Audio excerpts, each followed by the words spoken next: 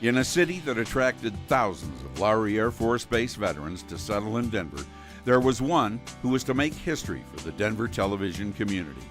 Raleigh Dalquist served in the U.S. Air Force, both overseas and at Lowry Air Force Base. He began working with KMGH-TV Channel 7 in Denver even before he left for the service. In 1957, Raleigh joined Channel 7 full-time as a staff news photographer. He was in the news department. Then later, the station put together a production unit called Time Life 7 Productions, and we became thrown together in that and became very close friends. I had just been hired from a TV station in Rockford, Illinois, and met Raleigh, and after a few days of wandering around the station and trying to do some stuff, kind of got the feeling that this guy Dalquist was really good, and you have an awful lot to learn. Perfectionist is the word that described Raleigh. He was always had planned ahead very carefully. But at the same time, he had a lot of talent for improvisation. He loved his work. Raleigh served as president of the Colorado Press Photographers Association in 1962 and headed the choice of the prestigious speakers at the 1967 meeting of the National Press Photographers Association.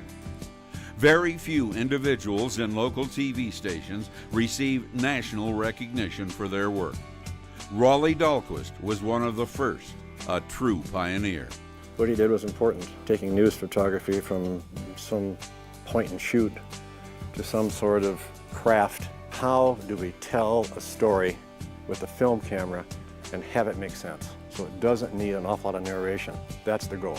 If you learn how to do it, it makes your job very easy. If you worked with him for a while and you saw footage, you could say that that's a Raleigh thing. That's a Dalquist touch. They were pretty subtle, but you could pick those out. You had to think a little bit. You had to plan out your shots, learn how to edit in the camera. He was meticulous in his editing, always looking for perfection. He was marvelous at cutting the film. That was, I thought, maybe his greatest talent. And he would agonize over that. That's how I remember Raleigh, hunched over the editing bench, the four-gang synchronizer, cut to dissolve. Raleigh was the ultimate professional. In 1967, KMGH-TV was awarded the only national Emmy ever given to a single local television station. He was the producer, director, writer, and videographer of the Emmy award-winning documentary broadcast, The Road to Nowhere. It was filmed inside the Colorado State Penitentiary in Canyon City. The program focused on the compelling stories of inmates and how their experiences could help others turn away from a life of crime. 31 years old, and I've been in and out of this penitentiary 5 times. It's our desire to promote some good understanding between them and us. We're not here to preach. We're not qualified to do this.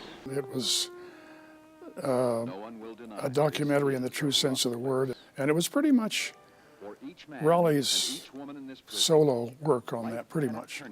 In 1970, McGraw-Hill came to Denver and changed the call letters to KMGH-TV.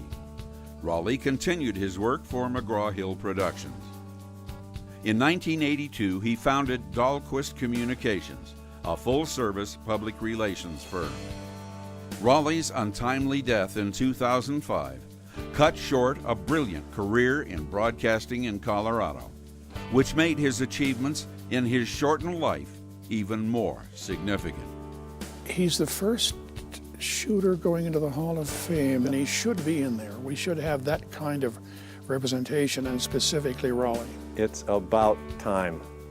Any measure of success I had is due directly to Raleigh Dalquist. Being able to watch him and learn from him and absorb and hopefully, maybe in my own small way, make a few little improvements. I owe Raleigh so much, and there's no way to pay him back. Just isn't. He was just the best.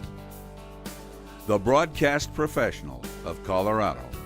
Welcome, Raleigh Dalquist, to the 2012 Hall of Fame.